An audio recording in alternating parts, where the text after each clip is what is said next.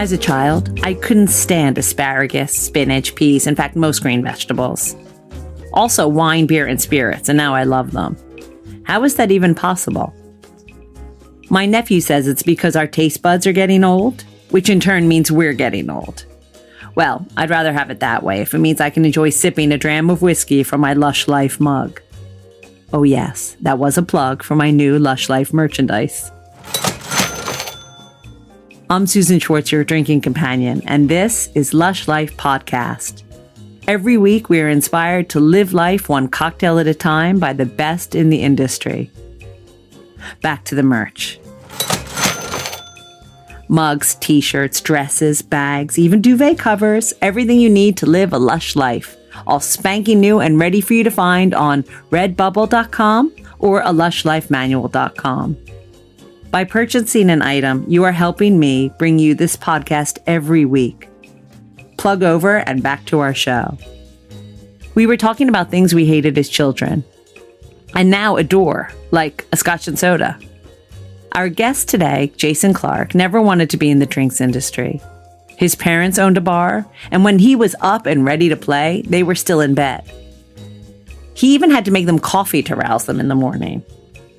Strange how things turn around, and now not only is he in the bar industry, but he has recently been appointed brand ambassador for Talisker Whisky. This is after an incredible journey already of winning competitions and even owning his own bar. All from a guy who had planned to spend his whole life outdoors. Stick around after the cocktail of the week. Jason will describe what's on tap for Talisker's Race to Sky competition. You grew up in a place that I can't even pronounce. Taronga. Yeah. And you went to a school that, forget it. How do you pronounce that? Otamotai College. And where is that exactly? So it's a reasonable sized city in the north of island of New Zealand, 2 hours southeast of Auckland. And are your parents from there? How did you get there? My father's English and my mother's Kiwi. They actually met over here in the UK. We went back to New Zealand. And that was my mum's hometown, basically, Taronga. I love it. And so what led you into the hospitality industry? Well, yeah, it's a funny story. I guess my father's a musician, so he's always been he's in a rock band, and he's always been part of the night scene, I guess. I used to go to gigs when I was young, and my mum eventually got into the bar industry, and they opened a bar together when I was probably 5 years old. So you were practically born into it. In a way, I didn't have a heavy involvement, but I would run around. I was seeing them launch the bar, and I was a little bit involved. And then, but I didn't enjoy it, and I used to hate the fact that my parents would always be sleeping in, particularly on the weekends. Young kid, you want to get up and go adventuring and do stuff. They would always be sleeping in, and they'd need me to make 2 or 3 coffees in the morning just to get them out of bed by lunchtime, because they were working such late hours and whatnot. So I actually swore I'd never work in the bar industry.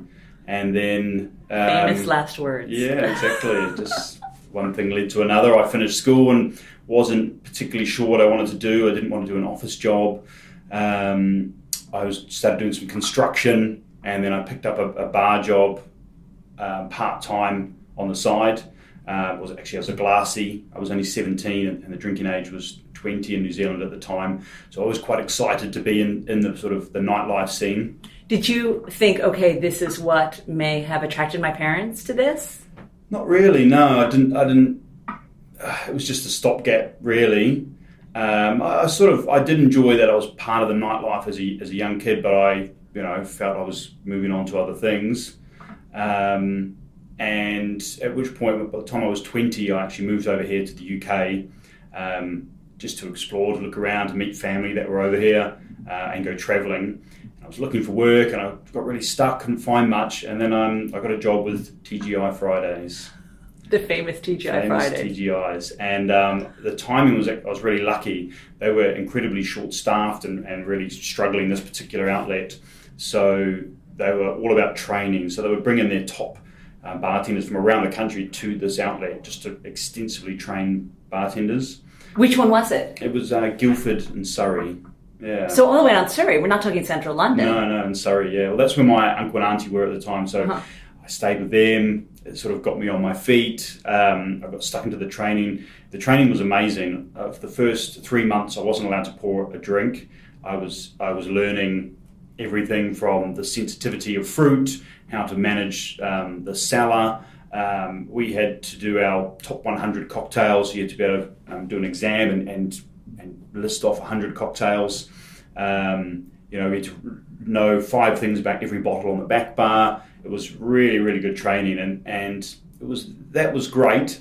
But the main thing was I got into the hospitality side and entertaining, spinning bottles, dressing up, having fun with guests, and being a showman is what really sort of got me hooked, as well as the creativity of the cocktails. They say that the TGIF training was then the best in the world. I mean, a lot of the great, including you, great bartenders have come out of that. Yeah. And not to be embarrassed by it at all. There's not, it was rigorous and, that's really well respected. Yeah, I wouldn't, probably wouldn't catch me dead drinking in one these days, sadly. But at the time, the training was phenomenal, and it was just so extensive. And yeah, you're right, so many incredible bartenders and now bar owners and bars have sprung up from that and still use a lot of that training sort of template today. Now there's a random video of you doing flair online. And were you starting to do that there? Yeah, I got, I guess, as part of the culture there, while you're pushing to make good drinks and entertain, we were taught how to entertain by the way you pour, and that can be, juggling 3 bottles to just smooth, flowing, free pouring sort of style bartending, and I really liked the challenge of that.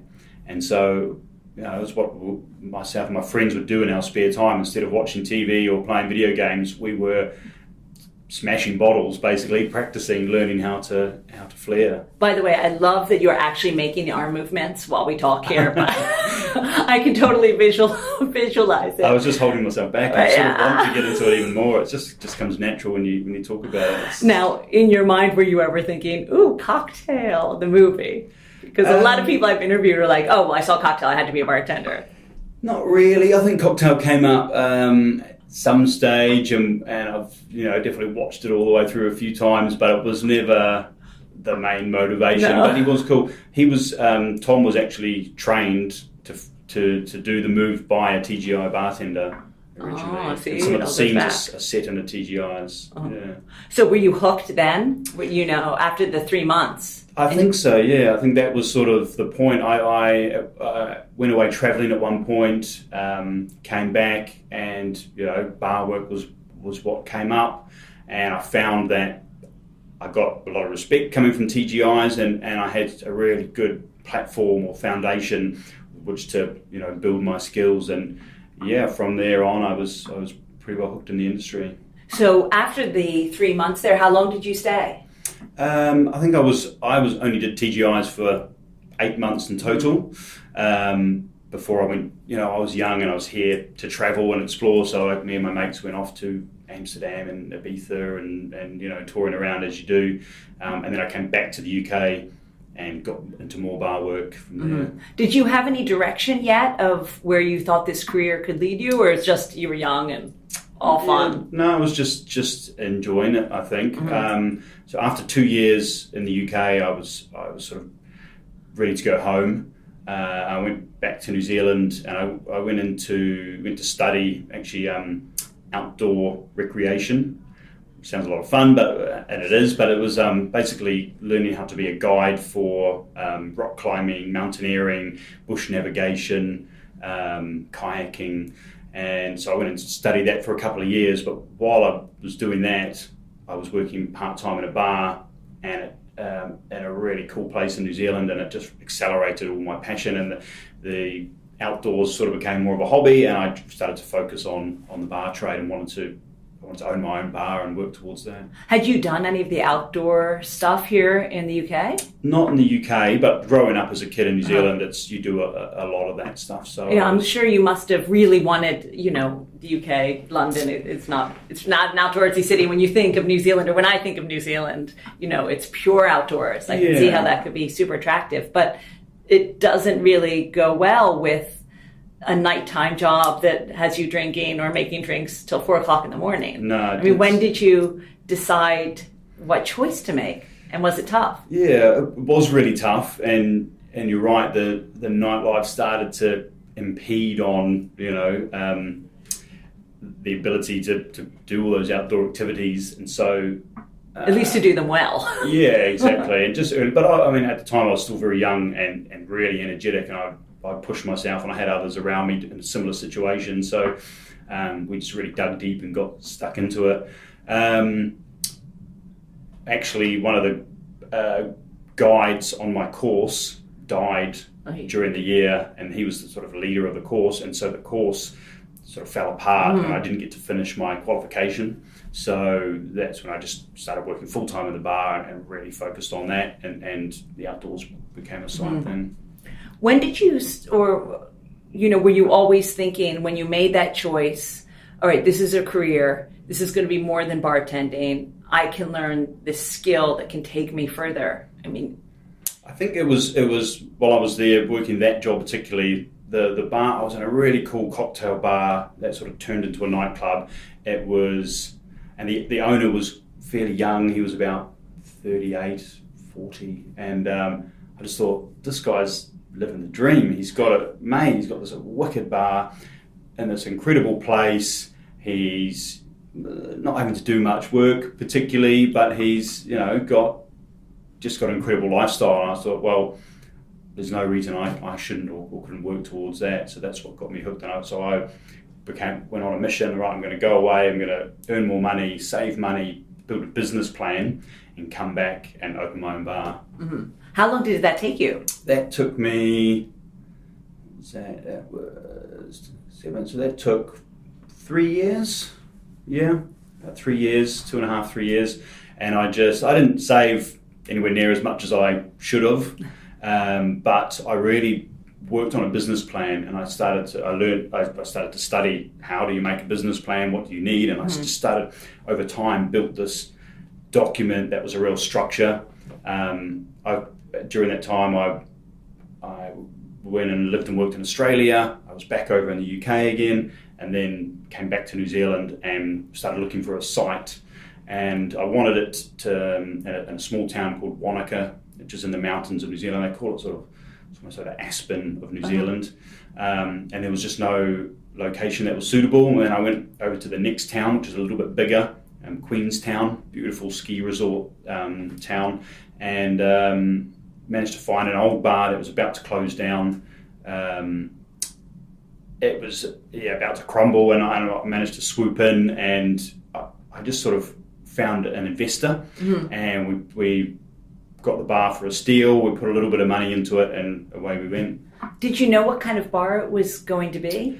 I had to, with the business plan, I had my dream bar down on paper, and I had to adapt that for the situation. And what was the dream bar?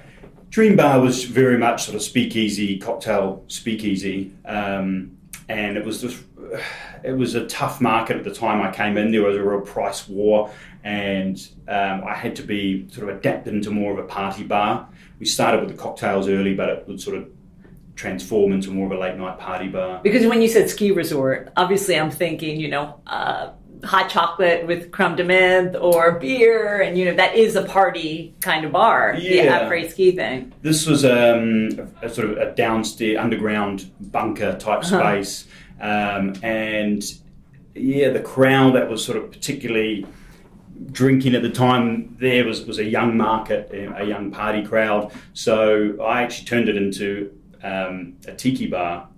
So it was the first tiki bar in New Zealand, and it was a little bit of I guess, a contrast to the scenery being a ski town, that we've got this underground, sunshine tropical bar. And it was really fun. I had that for just under 4 years before I sold it. So after 3 years of planning, did you feel that you were fulfilled? This was, you got out of it what you thought you were going to? The challenge of opening a new bar was amazing. Going through all that process was extremely tough, but it was really rewarding. Got it up and running. I had some difficulties. There were license changes with the council, and I had some of the best years of my life.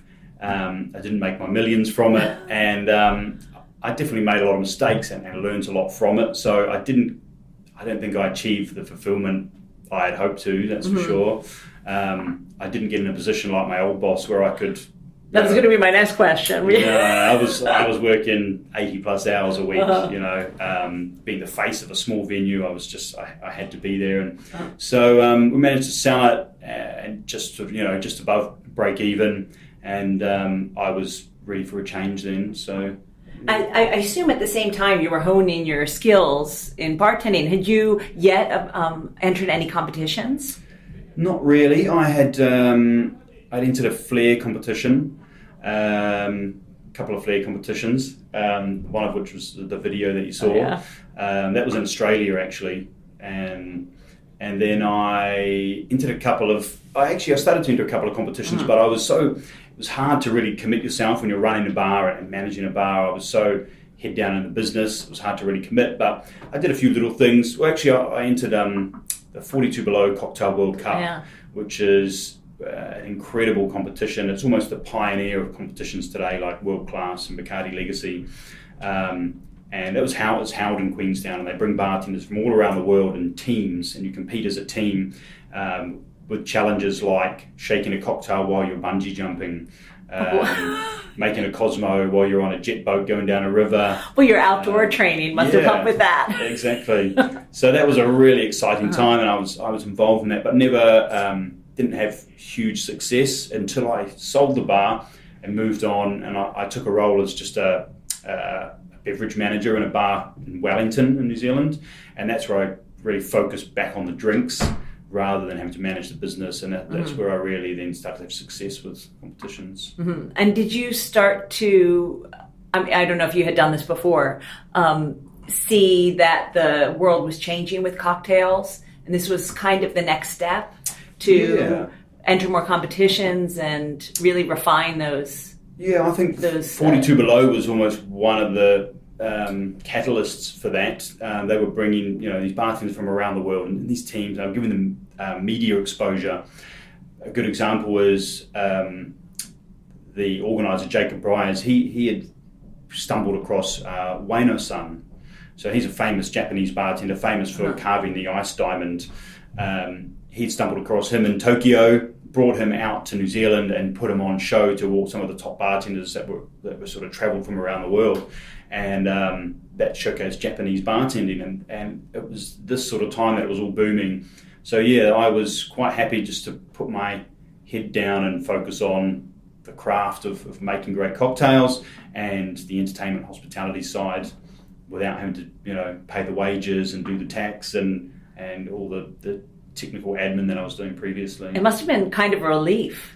It was a little bit, I didn't have my tail between my legs, but it was a little bit weird taking a step back from ownership and going just back into the bar, but I guess, I saw the positive in it, that I could focus on those elements.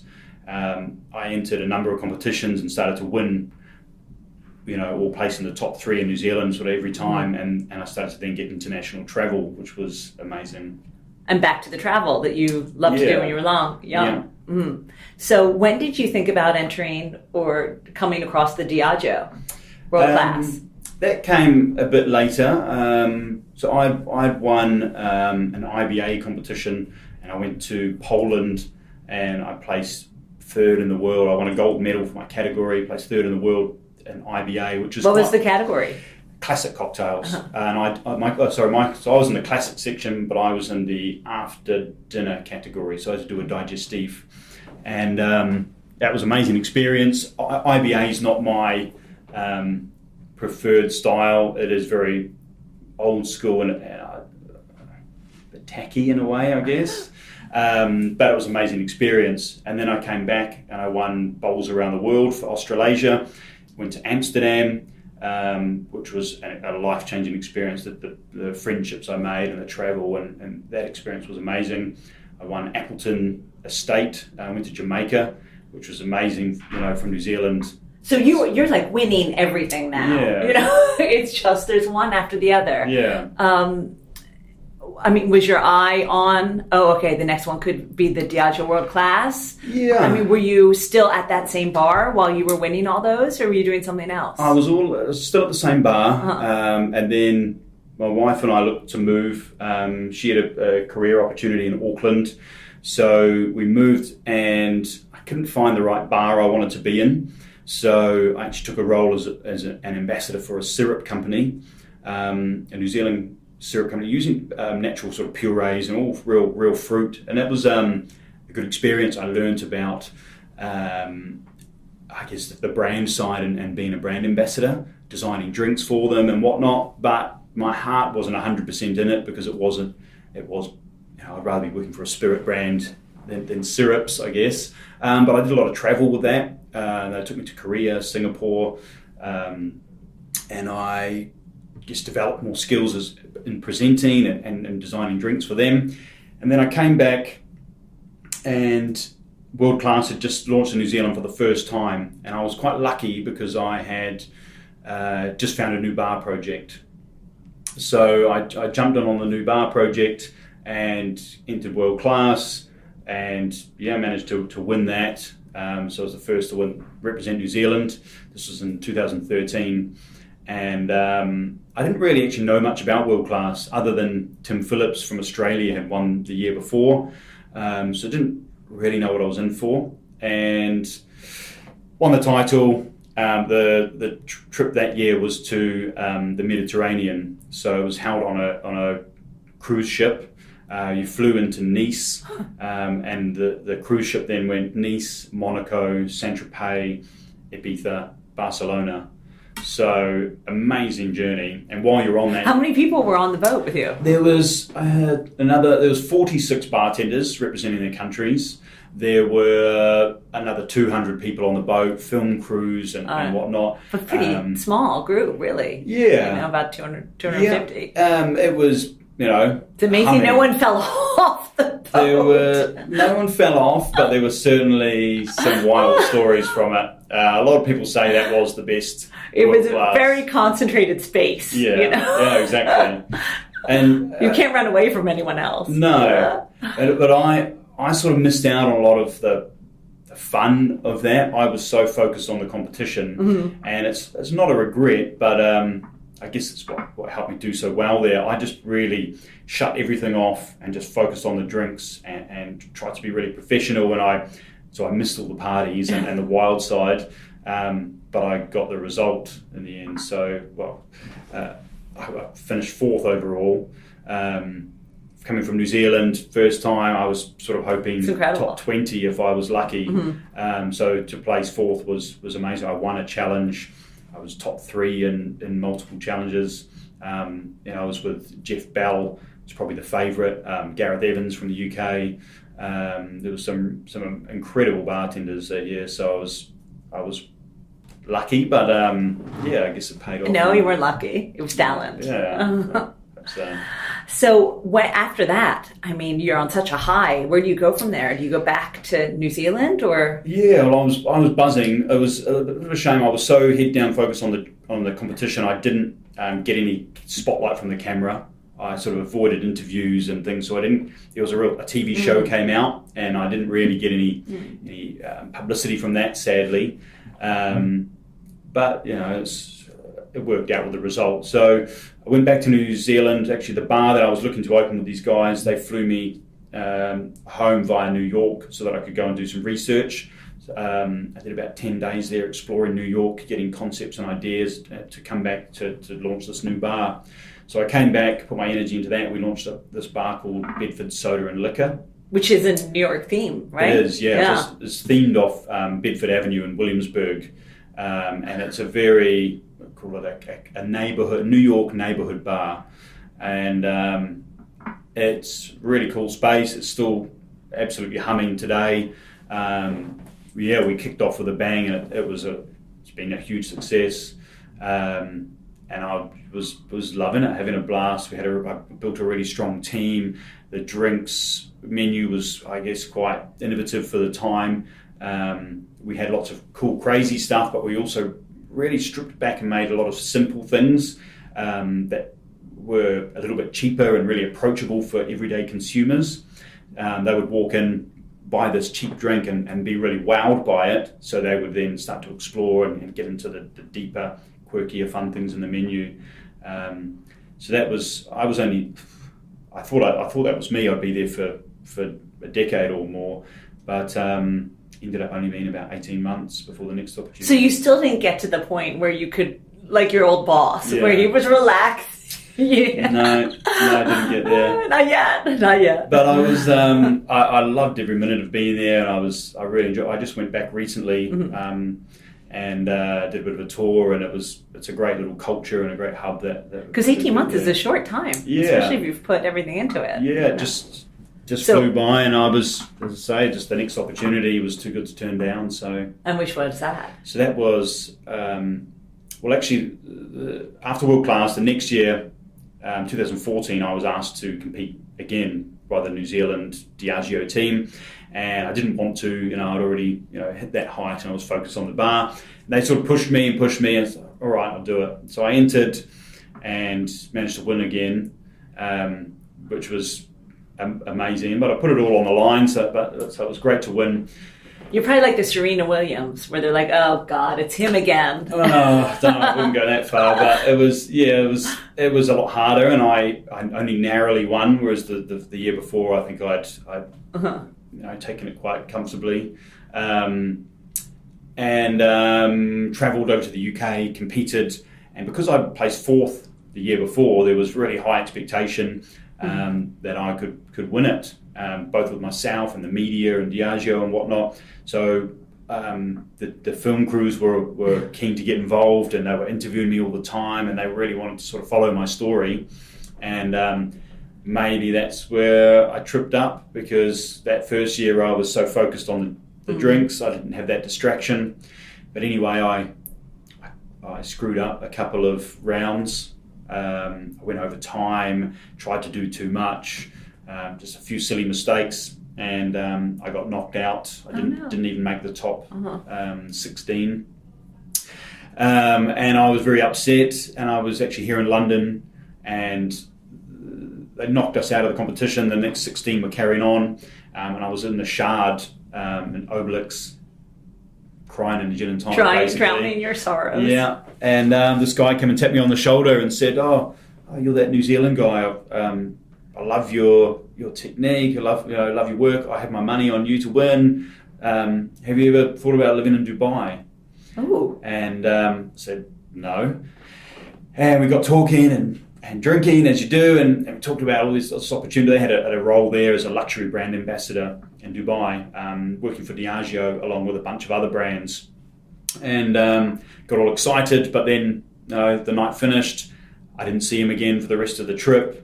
I went home, and it was probably about 6 weeks later. I was back in New Zealand. I started getting these phone calls from an odd-looking number, and finally answered one, and it was the guys in Dubai wanting to interview me for this role. So I was very happy in New Zealand with the bar and focused on that, and didn't really want to do it, but I thought, I'll go through the process. It'll be a good experience. And I got really far, and then they said, we want to fly you out for an interview. And I sort of said to my wife, well, I'm not going to take it, but I'm going to take a free trip, a holiday.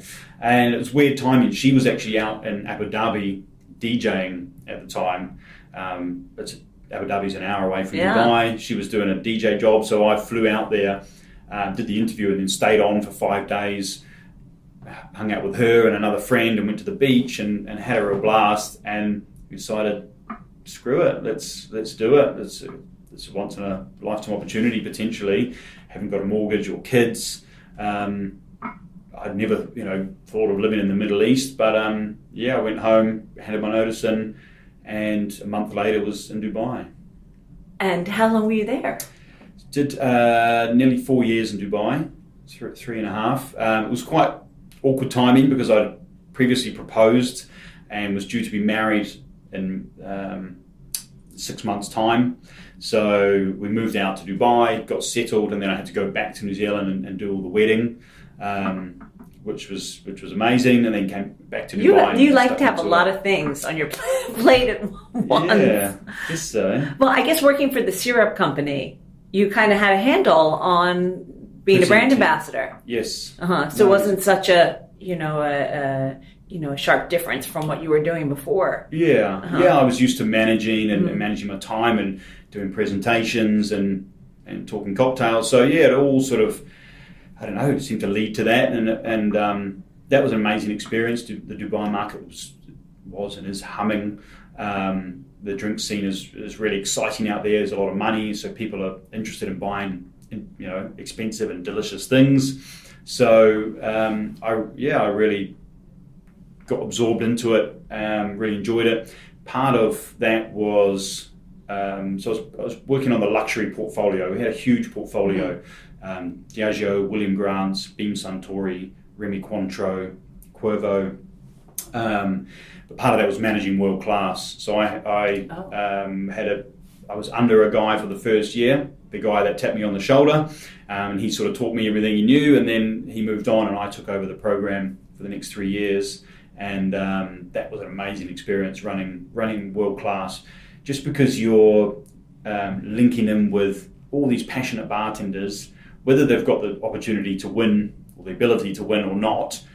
They're growing, they're learning, they're developing themselves. So was that for the whole UAE? Yes, yeah. So it was actually UAE, Dubai, and Abu Dhabi are the only cities really, and then we actually did Oman as well, linked it in together. So yeah, that was really cool. We had some big budgets, and we'd bring in lots of rock stars, and we did some really cool events. It was a great experience. So you were already working with Talisker then? Yeah, and you knew the brand slightly. I hadn't. Talisker isn't a really focused brand out there. I was actually doing a lot of work with Glenfiddich and Monkey Shoulder under William Grant's. On the Diageo side, it was a lot with Kettle One, Tanqueray, Zacapa, Bullet, but I'd only really touched on Talisker. I was very aware of the brand. I'd drunk it many times over the years and was a big fan, but yeah, it wasn't a priority there. So when did they come calling? Well, I guess 3.5 years in Dubai, and we were ready to leave, my wife and I. She was particularly over it, looking for a change, so we started looking at options, and obviously the seasons are very I was just going to say that. I bet you longed to put on a sweater or yes, both. Exactly. And with a new summer coming, I just couldn't face doing another summer there. It's so intense, the heat. Winter was amazing. We had a house near the beach, so I was almost twice a day I would go to the beach, swimming and running and whatnot. But just with the next summer coming, I that's why everyone comes here. Well, you see so many people from there here. Yeah, well, during the summer. The Brits that are in Dubai is insane. They make an amazing lifestyle out there. But yeah, I just missed the cold, and also the amount of things. I come in here, just having an office in Soho was amazing. Just to go out and get my lunch is such an amazing experience, let alone East London. And so just the vibrancy of London sort of really attracted us. Oh, so you weren't going to go back to New Zealand?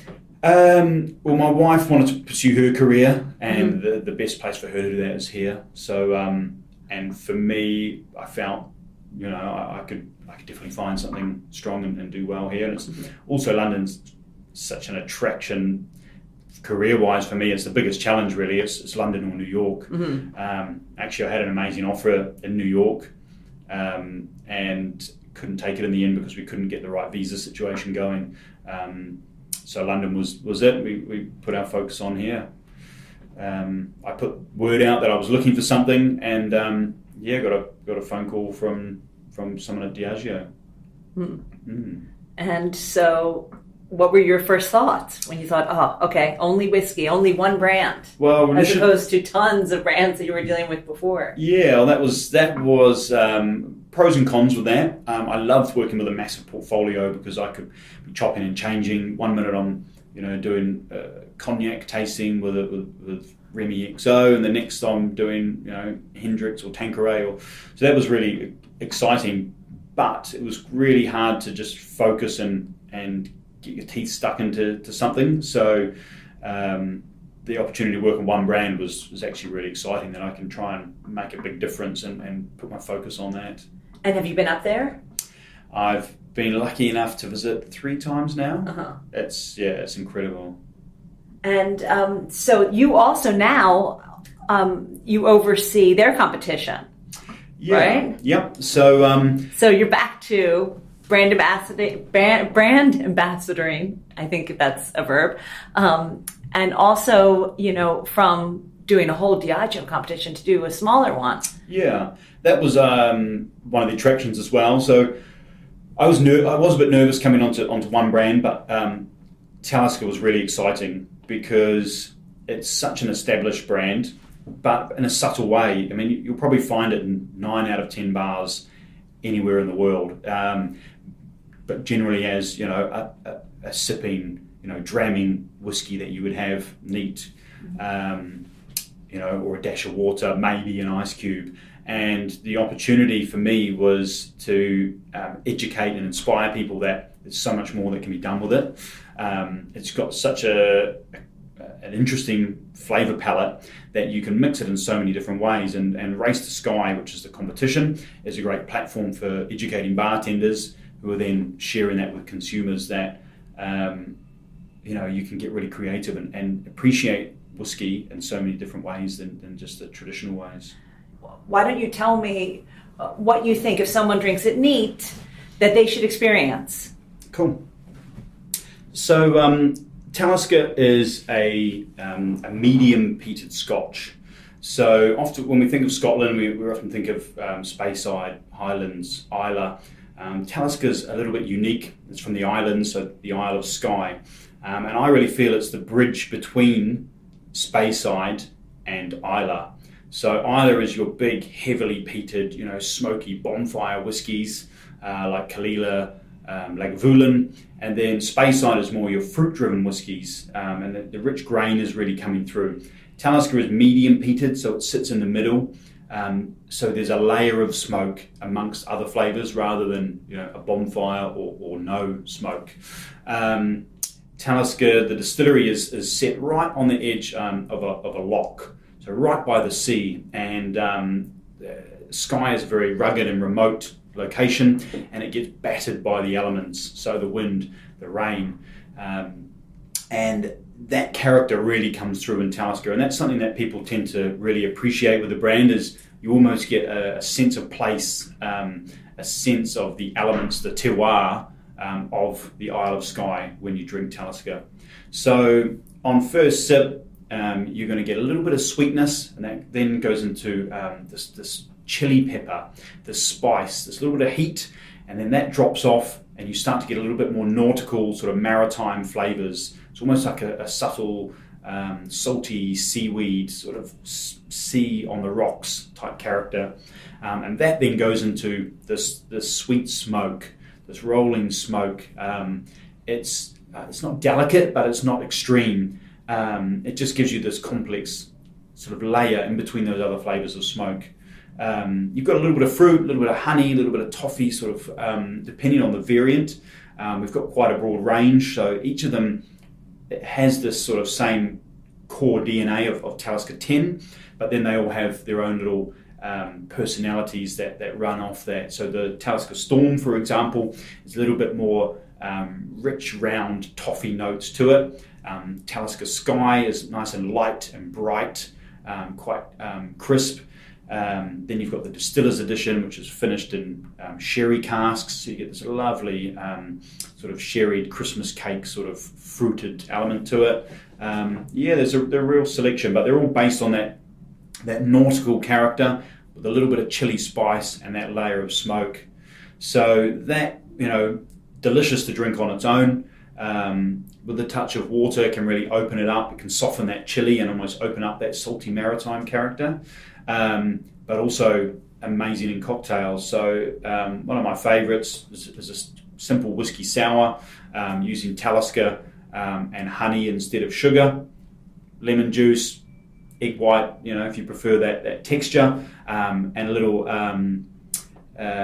dill or a lovely herbal note on top can work really well. Samphire works really well, but it works really well in old fashions. And a drink we've designed specifically for this winter is the Talisker Campfire Hot Chocolate. So Talisker works really well with chocolate. So what we did is we worked out a recipe of making a delicious hot chocolate and then just adding in Talisker to find the right balance where you subtly get this layer of whiskey and smoke coming through, and it gives you this smoky, toffee sort of decadent hot chocolate. That I'm going to have to try. So should we go to the bar? Let's go to the bar and try a Talisker Campfire Hot Chocolate. Oh, I can't wait. Whiskey is not only one of Jason's passions, but he also loves coffee, which is funny as he didn't have a great relationship with it when he was young. As we know, there is that fine line between hate and love. Now, I know you wrote a book, Art and Craft of Coffee Cocktails. Now, you said that you made coffee for your parents, to try and get them up when you were young. Did you always have a love of coffee from that time, or? Well, it's another classic situation where I hated coffee because of that factor, I guess. You should know anything that you hated when you were young, you were going to end up doing as you got older. I wonder what's next. I didn't, because they relied on coffee, I swore that I wouldn't. But then later on in my hospitality years, I started to build an appreciation for coffee, and coffee is a huge part of New Zealand culture. We sort of argue with Australia on who invented the flat white, and our date definitely precedes theirs, but that's another story. Don't tell Starbucks that. Yeah. I always had a love for coffee, particularly the craft and the attention to detail to making a great coffee. Anyone can make coffee, but making a delicious cup, well balanced, both the extraction and the milk side, it takes a real lot of love and care. And so I started to rely on coffee, working in the industry, late nights. So I'm often trying to make myself or my team great coffees. I love training the team how to make great coffee. And then over years, started experimenting with coffee cocktails. You sort of start with the espresso martini, Irish coffees. But then in recent years, I started to get a lot more creative and realized, wow, there's so much more opportunity and scope to get creative with coffee cocktails. First of all, caring about the coffee and making great coffee, and then looking at the flavors of that coffee and how can we manipulate that or use that in different ways. So the book is, I look into the history of coffee, where it all started, how it's produced, and how to make great coffee, how to even select good coffee to take home, and then how to brew great coffee, and then how to apply that to cocktails. I've got over 75 recipes, which showcase everything from the classic simple cocktails such as the espresso martini right through to modern creations that are using molecular techniques and whatnot. So I wanted it to be approachable for those at home, just dabbling in the topic, right through to experts wanting to push boundaries and make really creative drinks. Do you have a favorite one of those recipes? They're all really different. They're so particularly often seasonal or designed for different moments. The hot drinks are perfect here in London during winter. It's about. I've got drinks that I love, but I guess the most excitement I get from drinks is making delicious drinks that my guests or friends or family are going to love. I love making something and placing it down in front of them and getting a smile on their face. That's what almost started my passion within this industry, was to make other people happy, and that's what cocktails are all about. So each one has their time, place, moment. different person that it's sort of suited to, I guess. That's the best way to not answer a question I've ever heard. Very great. Thanks so much to Jason for being on the show. It's still cold enough to warm yourself up with our cocktail of the week. And don't forget the marshmallow, as it adds that perfect campfire touch. Do y'all know what a s'more is? Usually, it's a graham cracker with a just toasted marshmallow on top and a few pieces of Hershey's chocolate melting from the heat on top of that just toasted marshmallow, and then all topped with a second graham cracker.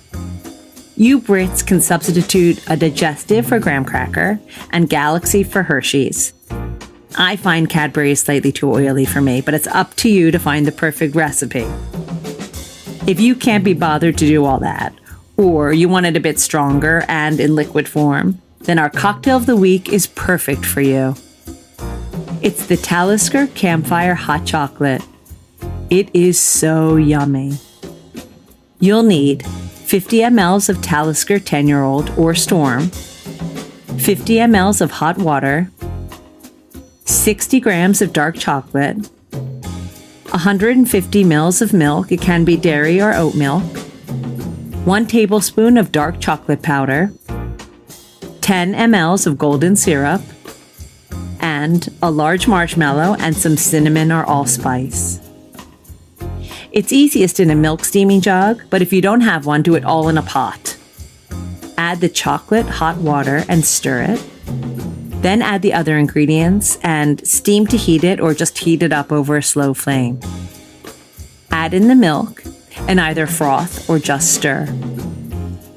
Serve it in a mug and garnish with that large marshmallow on a stick, toasted over a flame, and then dust the whole thing with cinnamon or allspice. As you know, you'll find this recipe and all the cocktails of the week on alushlifemanual.com, where you'll also find all the ingredients in our shop. Fancy competing in the Race to Sky challenge this year? Well, Jason gives us a teaser on what to expect. So this year's Race to Sky program, we're going to have a few changes to previous. I'm going to be going around the country training bartenders on the fundamentals of the brand, about where it's from, how it's made, the amazing history behind it. But the new element this year is we've got a bit of a new theme, which is called Wild Spirit. And that's looking at sort of the wild, rugged nature of the location of the distillery. So we're going to be training bartenders how to link Talisker into drinks using homegrown ingredients, foraged ingredients, sort of heirloom ingredients, quite rare sort of. It's all about this wild, rugged sort of element. So you might be using foraged pine needles in a syrup, or seaweed, but we want to bring this sort of wild outdoor element into drinks. And I'm going to be showcasing techniques, examples, and really encouraging bartenders to think outside of the box when it comes to, you know, where you source your ingredients from. So I think it's going to be quite an exciting topic for bartenders. It's definitely on the cusp of a new trend, looking at more holistic sources for your ingredients. So yeah, that should be quite fun. So gear up for that. Next time on Lush Life, we'll be in the north again. But it's North London this time, with Sacred Gin's Ian Hart and Hilary Whitney. They began making gin years ago from a still that Ian built with his own 2 hands and has been perfecting all these years. They're here to tell us how it all came about. Remember to check out redbubble.com for all your Lush Life merch. It really does help bring this podcast to you every week, and that's my pitch. Until next time, bottoms up. Thanks for listening to the Lush Life podcast. For more information and links to everything you've heard, plus a whole lot more, please visit alushlifemanual.com. Always remember the wise words of Oscar Wilde. All things in moderation, including moderation. And always drink responsibly. Okay, I said that last part. Theme music is by Steven Shapiro and used with permission. Lush Life is produced by Evo Terra. And I'm your drinking partner, Susan Schwartz. I'll see you at the bar.